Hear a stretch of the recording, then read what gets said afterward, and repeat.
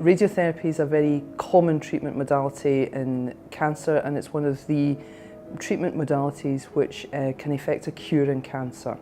One of the problems with radiotherapy is it can cause side effects many, many years after the radiotherapy has been delivered.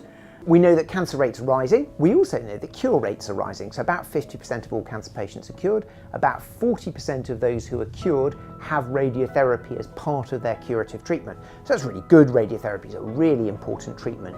But we know that, like other treatments, it may leave patients with long-term side effects. About 1 in 4 cancer survivors have got ongoing physical or psychological problems related to cancer and its treatment, but these are currently not being routinely reported.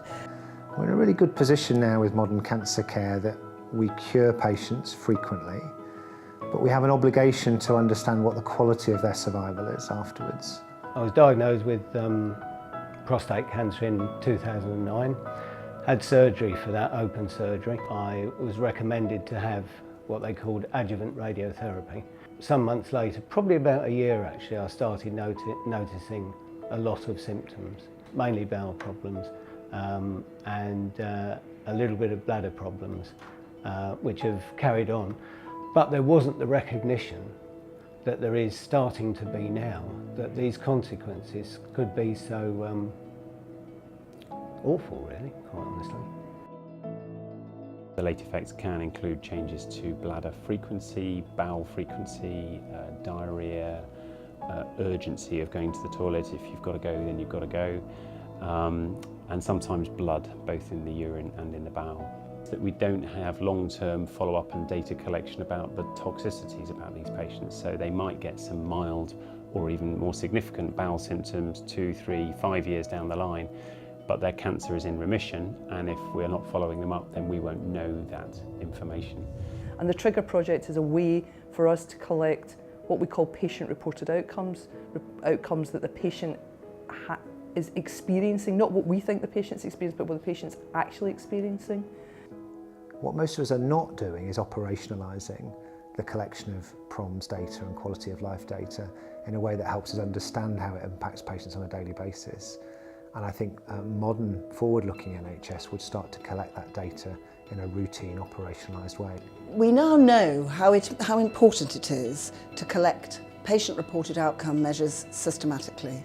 And it's really great that a number of partners have come together.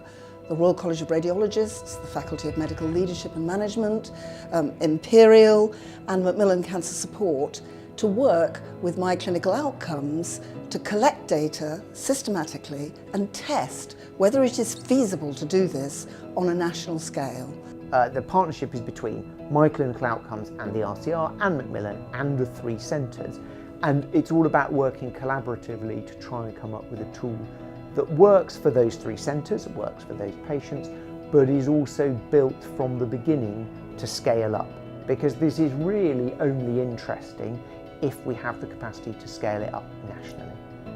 It will mean that it will help today's patients receive the help and support that they need, and it will help professionals to understand the needs of tomorrow's patients so that better choices can be made. I think it's good. I think it gives patients they know that there is support available to them, so that we're going to be following them up after their treatment, and if they need any help then there is support available. So I think it encourages them to voice any concerns that they might have, and they know that they can report it on the Project Trigger website, and it can be followed up, and they'll know who to speak to if they were having any issues.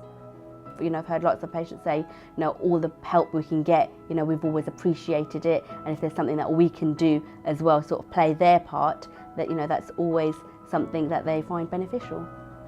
The majority of them are keen to do it. They either say they'll do anything to help us or help the service, but a lot of them are keen as well to have the support after treatment. So if they are getting problems, then they hopefully will be signposted for where to go for advice. I found the website very easy to get on with. I used my iPad. It didn't take very long at all to log in or to put my details in there, and I found it very, very easy to use. So the benefits for the patient are that hopefully we're going to pick up symptoms at a point when they become troublesome for them, and then we can redirect them and signpost them to the most appropriate place for investigation and treatment of those symptoms. There are benefits for the workforce and the clinicians to do with capacity and increasing capacity by allowing the patients to be followed up remotely rather than in the hospital face-to-face. And with the increasing age of the population, increasing numbers of cancers being diagnosed, that's undoubtedly going to be helpful. And so for the first time ever, it lets us do that at scale. People have done it in trials, but never before in routine practice. So that's a really big thing for clinicians.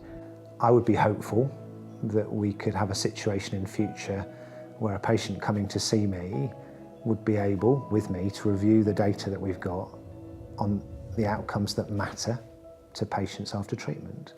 Not just simple disease-free survival and overall survival, which remain essential, but actually how good are we at preserving the quality of a patient's life in the longer term? And to do that, we need data of quality. This project gives the hope that we will catch patients with potential problems early and offer treatment and support in a timely manner. And I really feel that's very important. To be honest, I think this needs to be for all patients. You know, pelvic patients, yes, they suffer from late side effects, but so do a lot of my other patients as well. And I'm really excited that if this trigger project works, I hope we'll be able to both spread it nationally and spread it to other cancers. We then have a system that you can then deploy nationally with minimal work. And that's potentially a huge breakthrough. And I know that it would be really very important if we could make this a national thing. I absolutely know it would. You know, anything I can do to make that happen, I'll be really willing to do.